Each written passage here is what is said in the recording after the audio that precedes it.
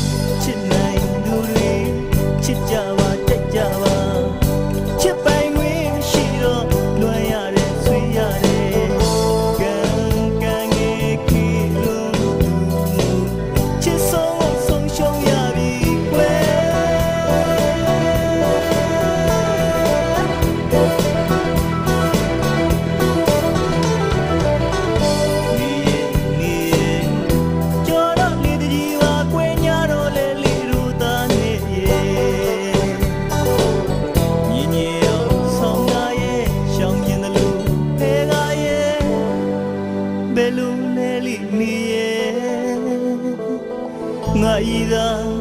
သူများနဲ့ညာပြီဝေ